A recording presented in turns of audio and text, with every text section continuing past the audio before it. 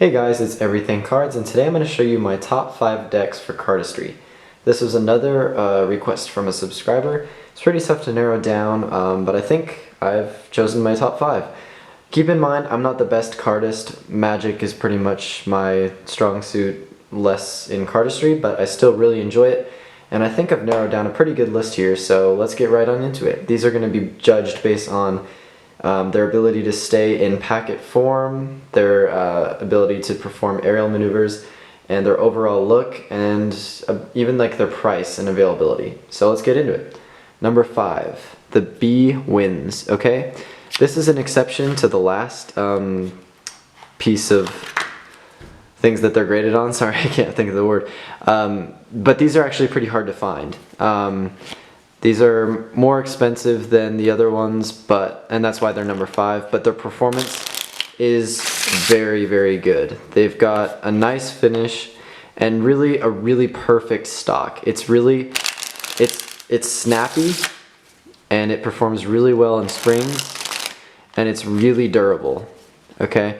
I do every sort of thing with this deck and the stock holds up really nicely and it still fans really well too, as you can see. Okay, so that's number 5, the B wins. Just an overall classy deck, but a little more expensive than some people might want to buy. Number 4, these are 2 very interesting decks. There are actually 3 in the set, I only have 2, but these are the Polaris decks by Vanda Playing Cards. I have the Lunar and the Eclipse decks. There's a solar one which is red and orange, but I just like these more. This one's more expensive because it's rare, but these aren't too expensive. I got them on Art of Play for I think around $15, which is not terrible. But the back design, this is what sells it for me. The handling it's there. Like there's nothing to complain about. But what really makes this deck on the top 5 is the look. Doing any sort of cut or any sort of cardistry at all, really, this deck just looks really nice. So that's why I chose this for number 4. It's a less well-known deck, but if you see this on Art of Play and the design catches your attention, the amount of ink does not take away from the handling. Okay, so that is number 4. This is just what the back design looks like on the Eclipse deck. Sorry, there it is. Okay, and another interesting thing. Sorry, I didn't point this out earlier. All the pips are different colors, so it's not red and black, it's green, blue, orange, and red. Sorry, I couldn't think of the one I left out. There we go. So yeah, that's another interesting thing. Okay, moving on. Number 3. Number 3 are the Legends Playing Cards. Okay, these were new decks that I really, really liked. They're printed by the the Legends Playing Card Company, sorry.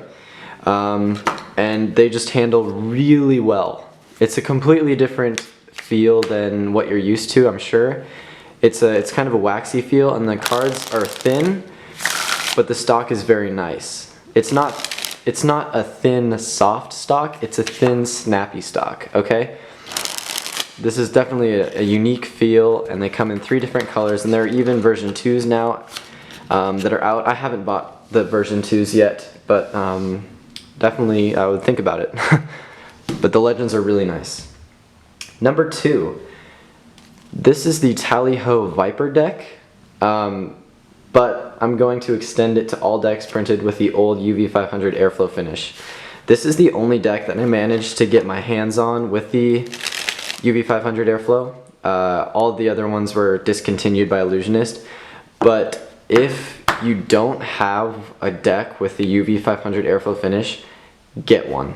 The finish is so nice. I can't believe that they stopped printing them on this finish, because maybe it's because it's more expensive to print them or something. I have no idea, but it's just a crime that they stopped printing this finish. And I'm really disappointed that in my earlier days I didn't pick up more of the decks with this finish. The Arcanes used to have this finish. This is the only deck that I managed to buy with this finish when they were still being made. I didn't know anything back then.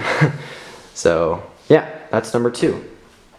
Number 1, the Aladdin playing cards. Okay, this made the top 1 list because of their simplistic look, the smooth finish, and the availability. These decks are really cheap and the performance is really good. They come in blue, red, and white. White is printed by the Blue Crown, and the blue and red are cheaper and sold like on eBay and kind of everywhere. But they have a smooth finish, which I've talked about in other videos in my channel, but it's smooth. It's not what you're used to. It doesn't have those little air pockets that an air cushion finish deck has. It's I don't know. The cards are just very smooth. There's no rough part of it. So that means that the cards stick together really well, but they still fan. That's the thing.